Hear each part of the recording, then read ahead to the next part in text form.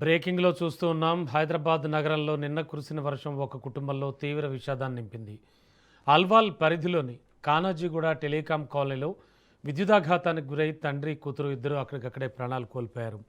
నిన్న కురిసిన భారీ వర్షం కారణంగా కాలనీలోని ఒక ఇంటి ముందున్న వేప చెట్టు అక్కడే పార్క్ చేస్తున్న కారుపై విరిగిపడింది. ఆ చెట్టుతో పాటే పక్కనే ఉన్న హై వోల్టేజ్ కరెంటు తీగలు కూడా కారుపై పడిపోయాయి. అయితే ప్రమాదాన్ని గమనించిన తండ్రి కారుపై పడిన చెట్టు కొమ్మలను తొలగించే ప్రయత్నం చేశాడు. ఈ క్రమంలో ఆయనకు తీవ్రంగా కరెంట్ షాక్ తగిలింది. కళ్ల ముందే తండ్రి ప్రాణాపాయ స్థితిలో కొట్టుమిట్టాడడం చూసిన కూతురు ఎలా అయినా తండ్రిని కాపాడుకోవాలనే ఆరాటంతో ఆయన పట్టుకుంది.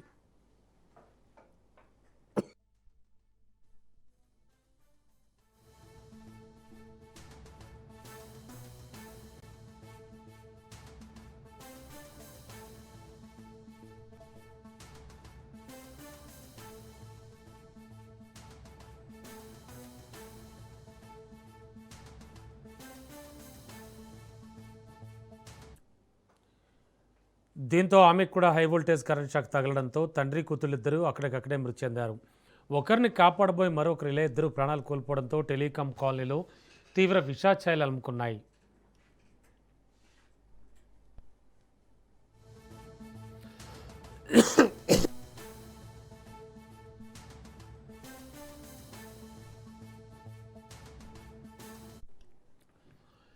హైదరాబాద్ నగరంలో నిన్న కురిసిన వర్షం ఒక కుటుంబంలో తీవ్ర విషాదాన్ని నింపింది.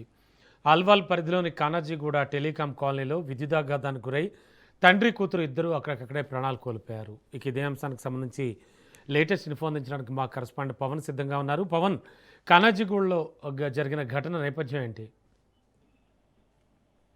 అయితే దారుణం చోటు చేసుకుంది. నిన్న కురిసిన భారీ వర్షానికి మాత్రము తండ్రి కూతురు ఒక్కసారిగా మృతి చెందిన ఘటన కూడా చూస్తున్నాం. అయితే నిన్న భారీ వర్షానికి కూడా చెట్టు కారుపై పడడంతో తండ్రి సందీప్ కూతురు రితికలు కలిసి ఆ చెట్టును తొలగించే క్రమంలో అప్పటికే ఆ చెట్టుకి విద్యుత్ వైర్లు కూడా ఉన్నాయి. అయితే ఆ విద్యుత్ వైర్లు తగిలి కింద పడిపోయిన పరిస్థితి చూస్తాము. అయితే ఆ కారుకు సంబంధించి తండ్రిని కాపాడబోయి ఆ కూతురు కూడా మృతి చెందింది. మొత్తానికి చూస్తే దీనికి సంబంధించి మాత్రము చాలా విషాదాశయాలు కూడా అలుముకున్నాయి. అయితే నిన్న కురిసిన ఒక భారీ వర్షానికే ఇద్దరు చనిపోవడము, పూర్తిగా అల్వాన్లోని యొక్క టెలికాం కాలనీ పరిసర ప్రాంతాల్లో కూడా విషాదాశయాలు కూడా అలుముకున్న పరిస్థితి ఇస్తాము. ఘటనా స్థలానికి పోలీసులు చేరుకున్నారు.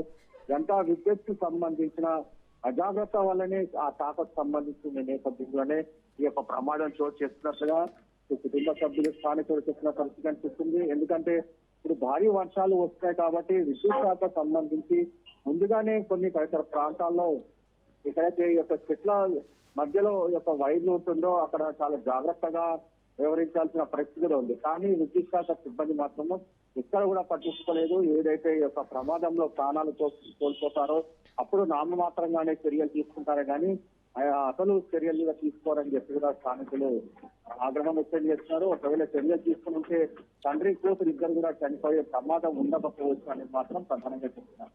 మొత్తానికి ఈ ఘటన పైన కూడా పోలీసులు కేసు నమోదు చేసుకొని ఇన్వెస్టిగేషన్ చేస్తున్నామని చెప్పి పోలీసులు. Okay, thank you Pawan.